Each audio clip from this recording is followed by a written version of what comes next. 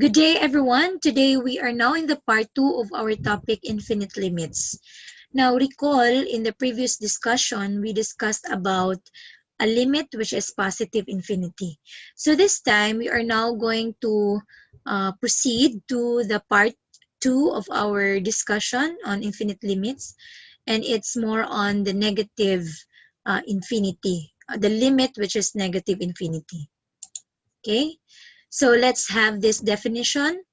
Let f be a function defined on both sides of a, except possibly at a itself. Then the limit of f of x as x approaches a is equal to negative infinity, which means that the values of f of x can be made arbitrarily large negative by taking x sufficiently close to a but not equal to a. So in this case, we have a limit, okay, which is negative infinity, meaning the behavior of the values or the function values approaches to negative infinity. So it decreases without bound. Okay. So the symbol limit of f of x as x approaches a, which is equal to negative infinity, can be read as the limit of f of x as x approaches a is negative infinity. So we can read that way. Or f of x decreases without bound as x approaches a. Okay? As an example of this is we have limit of the quantity negative 1 over x squared as x approaches 0. It is negative infinity. Now, this one is very easy because it's like a common sense that um, since we know already the limit of this, right? The limit of this, we are able to show the limit of 1 over x squared in our previous topic. It is positive infinity, right? So since it is positive infinity and there is um, negative 1 here, or it's negative multiplied to a positive infinity. So it's the common sense is we are multiplying something like negative to a positive quantity. Okay, so in this case, we are multiplying negative to positive infinity, then it is equal to negative infinity. Okay, so we have here the geometric interpretation of a limit which is positive infinity and also negative infinity. So this is the graph of a function whose limit is positive infinity. So take note, as x approaches to a from the right, the graph approaches to positive infinity, right? Now, as x approaches to a from the left, the graph is approaches to positive infinity, okay?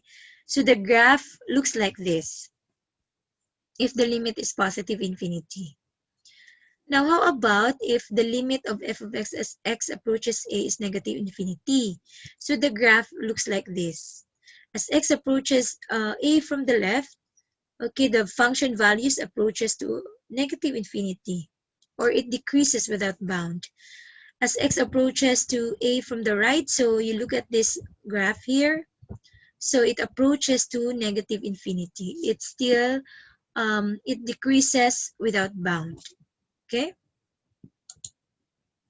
So here are the cases of having positive and negative infinity of the limit of a function, which is positive infinity and negative infinity. So in this case, for example, the limit of f of x as x approaches a from the left is positive infinity. So what's the graph of this? Limit of f of x as x approaches a from the left. So if this is a and it approaches a from the left, so the graph looks like this, and it approaches to positive infinity. But how about this one? The limit of f of x as x approaches a from the right, but still positive infinity. Okay? What's the graph? What do you think is the graph of the limit of f of x as x approaches a from the right? It is positive infinity. This one. As x approaches a from the right, then the graph of the function, okay, approaches to positive infinity. How about this? The limit of f of x as x approaches a from the left. Okay, so a from the left, this one. If this is our a, x is equal to a, as x approaches a from the left, okay, and it approaches to negative infinity. This one. Notice the graph as x approaches to a from the left, the graph of the function approaches to negative infinity. How about this?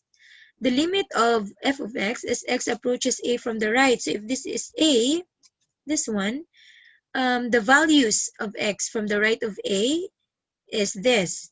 Then the function values approaches to negative infinity. Again, please be reminded that infinity is not a number. It will just tell us the behavior of the uh, function values or values in general. Okay, so that's it. These are different cases of having a limit of the given function, which is positive infinity and negative infinity. So hope you learned something from this video. Don't forget to share the learning that you've got from this video. And for the next video, we will be tackling for the part 3 of this infinite limits.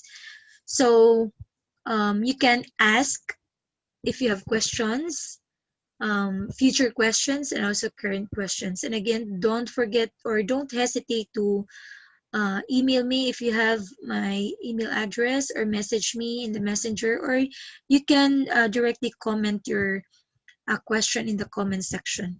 Once again, thank you very much and God bless.